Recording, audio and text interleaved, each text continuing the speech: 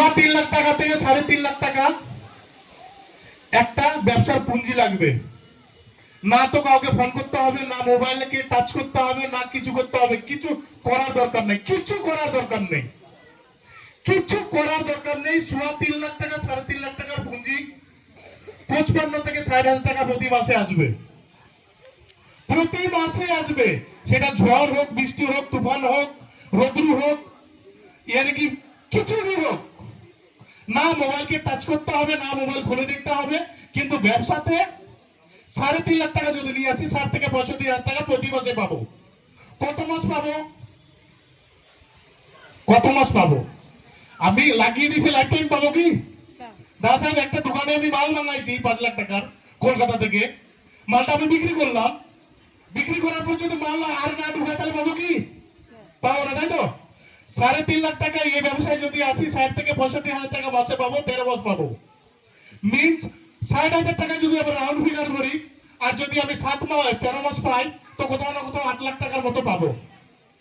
এই 8 লাখ টাকা, এই 8 লাখ টাকা আমি কোনো চাকরি করার জন্য ঘুষ না দিয়ে, এই 3.5 লাখ টাকা যদি কোনো চাকরি দেওয়ার জন্য ঘুষ না দিই, কোন একটা ব্যবসা করার জন্য না করি, এই আধুনিক ব্যবসা যেটাকে digital currency, digital market, digital আজকের ডেটে আপডেট ব্যবসা বলছে, এই ব্যবসায় যদি 3.5 লাখ টাকা 70 লাখ টাকা নিয়ে আসি, তো 55 থেকে 60,000 টাকা যদি মাসে পাই, আর প্রত্যেকটা বাড়ির, প্রত্যেকটা সবার একটা ক্যালসি আছে, সব বাড়িতে একটা ক্যালসি আছে, সব বাড়ির একটা খরচা আছে। যে খরচাটা হচ্ছে আজকে পেট্রোল, আমরা গৃহস্থী আলো, আমরা কোনো কলকাতা থেকে টাই বাই ভরে আসিনি, গোটবোট ভরে আসিনি, আমরা গ্রামের লোক।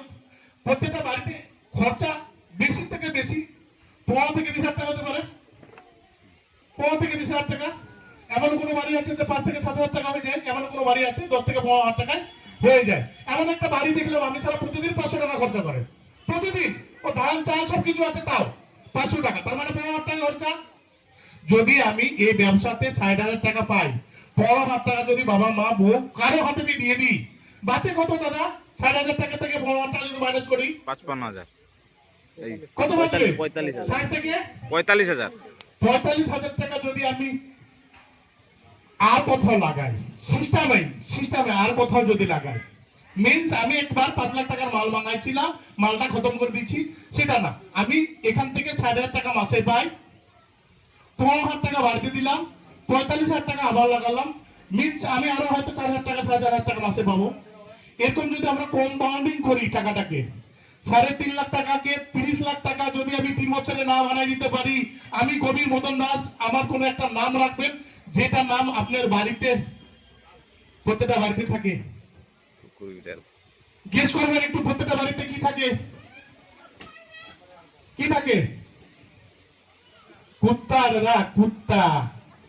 একটু বলেন, প্রত্যেকটা বাড়িতে কুত্তা থাকে না, সামনে কুত্তা থাকে।